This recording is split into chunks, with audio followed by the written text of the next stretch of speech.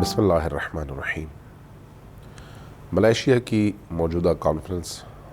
اور OIC کے حوالے سے جو شبہات اٹھ رہے ہیں،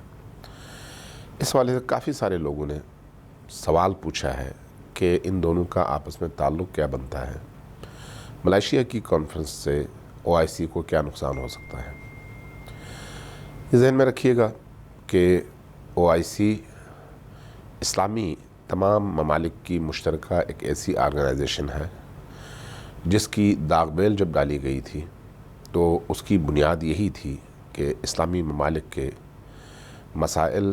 مشکلات اور معاشرے میں ان کی ترقی کے حوالے سے یہ مل کر کام کریں گے۔ لیکن وقت کے گزرنے کے ساتھ ساتھ یہ امریکہ کی ایک ایسی پپٹ کنیز بن گئی آرگنائزیشن جس کو جہاں پر بھی امریکی مفادات کے تحفظ کے لیے ضرورت ہو، حتیٰ مسلم امہ کے خلاف استعمال کیا جائے اور اس کے ذریعے سے امریکی مفادات کو خطے میں مکمل کیا جائے۔ لہٰذا گزشتہ ان 4 دہائیوں کے اندر چاہے عراق اور ایران کی جنگ ہو، چاہے کویت پر عراق کا صدام حسین کا حملہ ہو، چاہے یمن کی جنگ ہو، چاہے سیریا کے مسائل ہوں، چاہے افغانستان کے مسائل ہوں، چاہے کشمیر کے مسائل ہوں، چاہے نائجیریا کے مسائل ہوں، کہیں پر بھی OIC نام کی کسی ایسی آرگنائزیشن کا ایک پیسے کا مثبت رول نہ رہا، بلکہ OIC نے امریکی، استعماری اور مغربی دنیا کے مفادات کا تحفظ کیا۔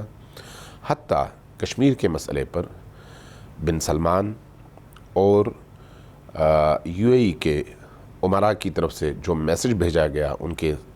وزرائے خارجہ کے ذریعے سے، وہ یہ تھا کہ امت کا کشمیر کے مسئلے سے کسی طرح کا کوئی تعلق نہیں ہے، اس لیے اس کو امت کا مسئلہ نہ بنائیں، یہ ریجنل مسئلہ ہے، ہندو جانیں، وہاں کے مسلمان جانیں، ہمارا اس سے کوئی تعلق نہیں ہے۔ یہ ہے OIC کا مجموعی اور کلی رول عالم اسلام کے ان مسائل میں۔ جبکہ دوسری طرف امریکہ اور یورپ نے مسلمان ممالک کا جو استحصال جاری رکھا ہوا ہے، اس کا نتیجہ آپ عراق کی تباہی کی صورت میں دیکھتے ہیں، سیریا کے تیل پر امریکیوں کے قبضے کی صورت میں دیکھتے ہیں،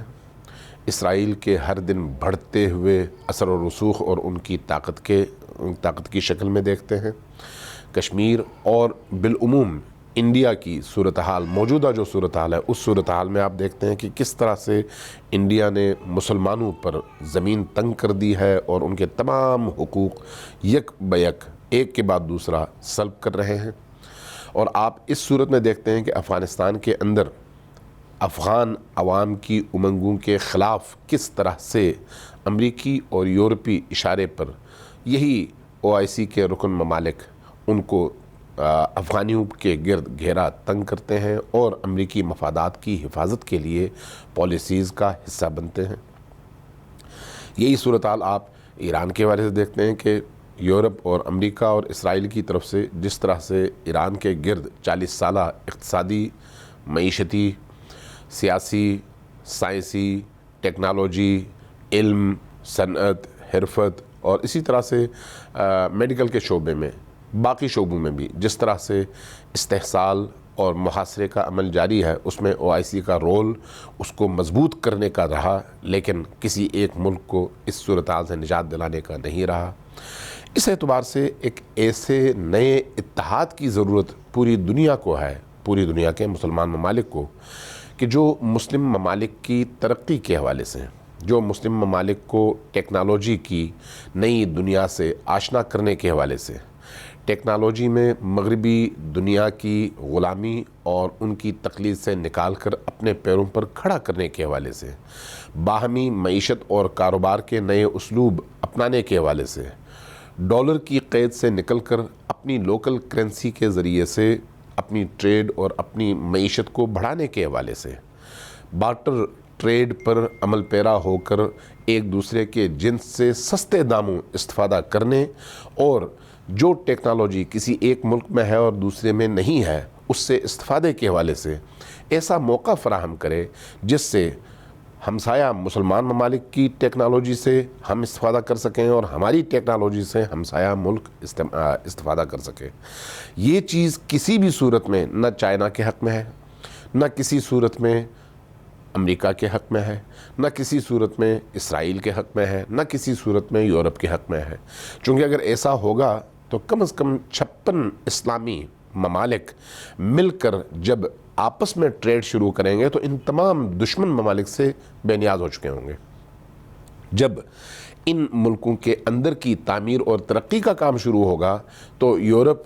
اور امریکہ کو ان ممالک کے استحصال کا موقع نہیں ملے گا. جب ڈالر کی قید سے یہ ممالک نکلیں گے تو ڈالر کے ذریعے سے پوری دنیا کی معیشت پر امریکی قبضے کی جان نکل جائے گی اور ان کو بہت بڑا نقصان ہوگا. اب اگر امریکیوں کو نقصان ہو رہا ہے تو پھر OIC کو کیوں پریشانی ہے؟ اگر اسرائیل کو نقصان ہو رہا ہے تو OIC کو کیوں پریشانی ہے؟ اگر مسلمان ممالک کے درمیان 72 ایگریمنٹس ہوتے ہیں تو ان ایگریمنٹس کے نتیجے میں اسرائیل کو تو نقصان ہونا چاہیے، امریکہ کو تو نقصان ہونا چاہیے، پھر OIC کو کیا پریشانی ہے؟ مسئلہ یہ ہے کہ OIC کسی نہ کسی شکل میں سعودیوں کے ہاتھوں میں ہے اور سعودی امریکیوں کے ہاتھوں میں ہے، سعودی اسرائیل کے ہاتھوں میں ہے. لہٰذا امریکہ، اسرائیل اور باقی یورپ کے ممالک مل کر انہی سعودیوں سے یہ استفادہ کرتے ہیں، انہیں آگے لگاتے ہیں تاکہ اپنے مفادات کی حفاظت کر سکیں اور ان مفادات کے ذریعے سے مسلم امہ کو امہ بننے سے روک سکیں اور ان کے درمیان میں جو اس طرح کے مفادات کا ایک سلسلہ ہے اس کا رستہ روکا جا سکے. لہٰذا سعودی ہوں یا اماراتی ہوں، انہوں نے یہ فیصلہ کر لیا ہے کہ مسلم امہ کو ہمیشہ انتشار کا شکار رکھنا ہے اور اس کے مقابلے میں یورپ، امریکہ اور اسرائیل کی بالادستی کو ان تمام خطوں پر ہمیشہ قائم و دائم رکھنا ہے. اور اس کے لیے OIC ایک ہتھیار ہے. OIC اس کے لیے ایک ایسا آلہ کار ہے جس کو بروئے کار لاتے ہوئے وہ صرف وہاں پر کام کریں گے جہاں پر امریکیوں کی یا اسرائیلیوں کی یا یورپینز کی مفادات کی بات ہوگی. جہاں مسلمانوں کے مفادات کی بات ہوگی وہاں پر وہ کبھی بھی قدم نہیں رکھیں گے، جس کی زندہ مثال کشمیر ہے، جس کے مسئلے پہ OIC کے ان سربراہ ممالک نے ایک واضح موقف کے ذریعے سے پاکستان کو بتا دیا تھا کہ کشمیر کے مسئلے کی امہ کے نزدیک کوئی اہمیت نہیں ہے اور امہ کا اس سے کوئی تعلق ہے ہی نہیں. لہٰذا یہ جو ملیشیا کی کانفرنس ہے، اس کانفرنس کا جو بنیادی ہدف ہے وہ مسلم امہ کے مفادات کے لیے امت کے ان بڑے اہم اور انتہائی حساس ممالک کو ایک دوسرے کے ساتھ جوڑنا تھا. اور اسی پر بن سلمان نے ضرب لگائی، اسی پر امارات نے ضرب لگائی، UAE نے. اور ہمیں انتہائی افسوس کے ساتھ یہ کہنا پڑتا ہے کہ ہم نے دیکھا کہ عمران خان اپنے ماضی کے تمام تقریروں کے بالکل برعکس، اپنے دعووں کے برعکس، اپنے نعروں کے برعکس، اپنے سلوگنز کے بالکل برعکس بھاگتے ہوئے گئے اور بن سلمان کے قدموں پہ لیٹ گئے. یہی صورتحال ہم نے پاکستان کی سب سے مضبوط فورس یعنی آرمی کے چیف کا دیکھا کہ جو نئے بلاک کی بات کر رہے تھے، اور لیکن اس قضیے میں انہوں نے نئے بلاک کو نہیں بلکہ امارات جیسے انتہائی ایک کمزور ملک کے سربراہ کے قدموں میں جا کر ان کو یقین دہانیاں کروانی شروع کر دیں کہ ہم